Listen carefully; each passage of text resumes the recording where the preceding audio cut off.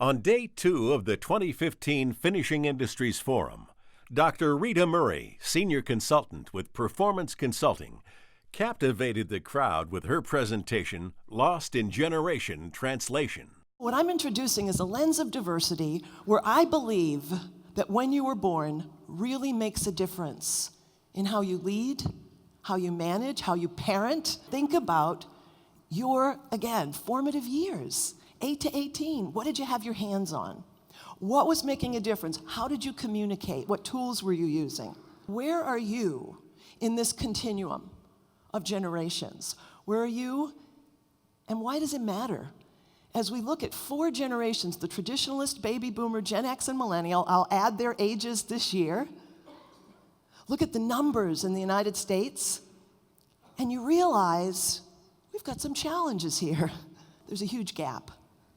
And so I want to show you how to mind that gap and examine the beauty, the assets, the liabilities of each generation, own who you are for self-awareness, and learn how to build more effective relationships with the other generations.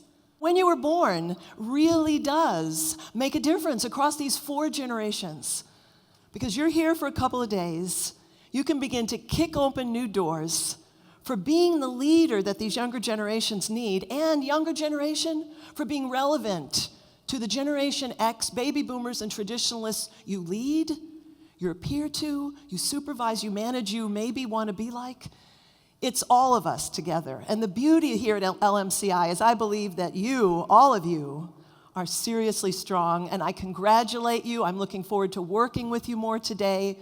Next, Gregory Sizemore, Executive Vice President of Construction Users Roundtable, focused on 3 main issues during the Young Leaders panel discussion. We're going to share with you perspectives. We're going to share with you our experiences. We're going to share with you some resources. We will not have the answer. You have the answer. Collectively, we have the answer. The perception, I think, is, that they don't want to work hard. They have to be motivated to do anything. They have to be engaged. You have to work around them to get them to pull them in. And then on the flip side of that is I think that we definitely have to do a better job with the perception of our industry. We brought these co-op students in, 4-week placement, and we took them to the job sites. We took them to career fairs.